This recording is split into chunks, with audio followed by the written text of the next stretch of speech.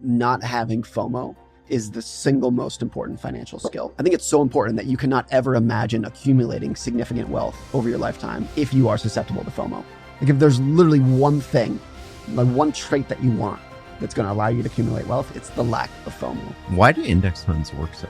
Two reasons. One is it's always going to be the case that a very small number of stocks account for the majority of returns. The other is, I think, 안녕하세요. 해외 정상급 인터뷰에서 새로운 인사이트를 찾는 서미츠입니다. 너무 길어 챙겨볼 엄두가 나지 않았던 퀄리티 있는 해외 인터뷰를 핵심 포인트만 요약해드립니다. 오늘의 인터뷰는 더 날리지 프로젝트의 셰인 패리시가 모간 하우젤과 나눈 인터뷰입니다. 모간 하우젤은 베스트셀러 돈의 심리학, 불변의 법칙으로 유명한데요. 이번 인터뷰에서 부자가 되는 과정 중 FOMO, 즉 심리적인 패닉이 미치는 영향, 돈을 벌고 유지하는 법, 돈에 대한 인간의 본성, 베스트셀러 작가 입장에서 말하는 글쓰기, 부유한 것과 부자가 되는 것의 차이 등에 대해 통찰력 있는 대화를 나눕니다. 그럼 주요 주제를 빠르게 살펴보겠습니다.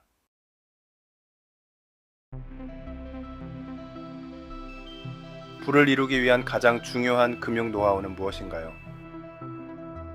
가장 중요한 재테크 노하우는 FOMO, 즉 남들을 따라해야 한다는 강박에 흔들리지 않는 거예요. 일생에 걸쳐 큰 돈을 모으려면 FOMO에 면역이 있어야 해요. FOMO에 휘둘리면 충동적인 결정을 내리기 십상인데 그럴 필요 없다는 마음가짐이 있어야 인내심을 갖고 장기 투자에 전념할 수 있거든요. 왜 인덱스 펀드의 성과가 좋은 걸까요? 크게 두 가지 이유가 있어요. 첫째는 시장 수익의 대부분을 소수 종목이 차지하는 경우가 많은데 폭넓은 인덱스에 투자하면 그런 수익을 놓치지 않을 수 있기 때문입니다.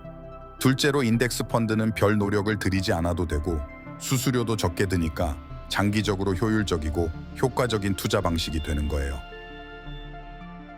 부자가 되는 것과 부유함은 어떻게 다른 걸까요? 부자가 되는 건 주택담보대출금, 자동차 할부금 등 여러 지출을 감당하고 매달 카드값을 갚을 만큼 충분한 돈을 버는 걸 말해요. 반면 부유하다는 건 경제적으로 독립적이고 자유롭다는 뜻이에요. 부유함의 본질은 안 쓰고 모아두는 돈, 즉 마음의 평화와 자유를 주는 재정적 버팀목에 있죠. 독서 목록을 어떻게 선정하나요? 광범위하게 흡수하되 엄격하게 걸러내라는 책 읽기 전략을 권해요. 흥미로워 보이는 책은 일단 읽기 시작하되 빠져들거나 가치를 못 느끼겠으면 바로 덮으라는 거예요. 그렇게 해야 내 삶에 깊이 와닿고 통찰을 주는 책을 발견할 확률이 커져요. 큰 돈을 버는 것과 그 돈을 지키는 것은 어떻게 다른가요? 큰 돈을 만지려면 엄청난 모험을 감수하고 기회를 놓치지 않으며 대담해야 해요. 반면 그 돈을 계속 유지하려면 신중함, 위험 관리, 인내심 같은 별도의 능력이 필요하죠.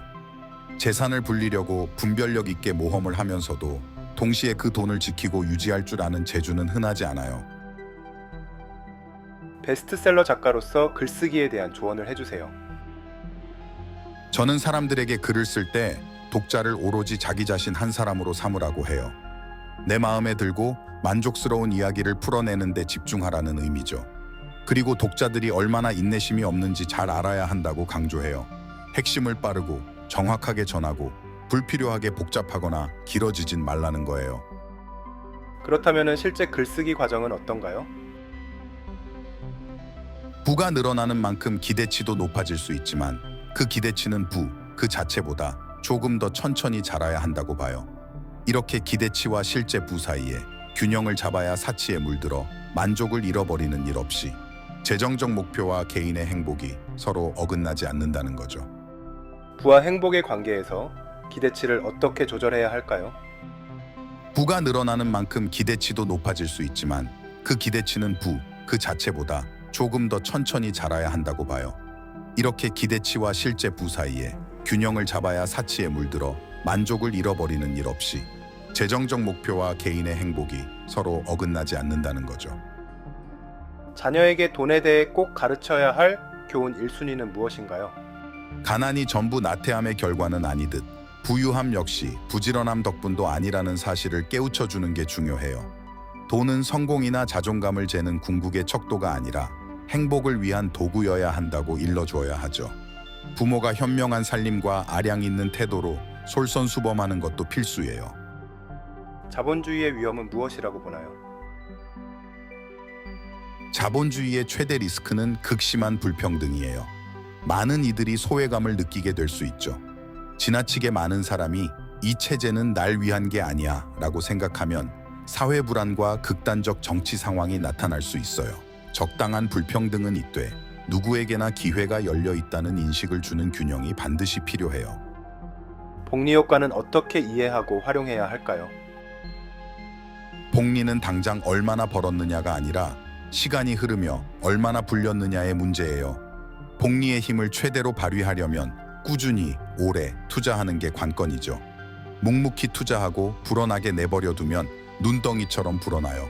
그래서 복리의 힘을 강력하게 만드는 건 다름 아닌 시간의 힘입니다. 좋은 이야기는 어떤 것일까요? 좋은 이야기는 간결하고 감성을 자극하며 오래도록 뇌리에 남아야 해요. 객관적 사실과 숫자를 독자에게 와닿게 풀어내서 독자가 쉽게 이해하고 마음에 새길 수 있게 해야 하죠. 질 좋은 스토리텔링은 인간의 감정과 인간적 유대감에 호소해서 그 내용이 독자 가슴 깊이 파고들게 만들어요. 행복한 삶을 위한 가장 중요한 조건은 무엇인가요? 다른 사람을 좇기보다 자신만의 목표와 소신에 집중하라고 말하고 싶어요. 내가 하는 게임의 법칙을 내가 정하고 딴판에서 노는 이들의 눈치 보지 말라는 거죠. 내 희망이 내 가치관과 합치되고 돈은 성공을 나타내는 점수표가 아니라 행복의 촉진제로 여기는 게 의미 있는 인생의 지혜라고 생각합니다.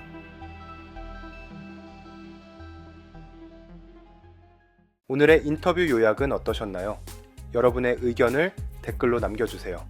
더불어 한글로 번역한 인터뷰 요약본은 뉴스레터를 구독하시면 무료로 읽어보실 수 있습니다.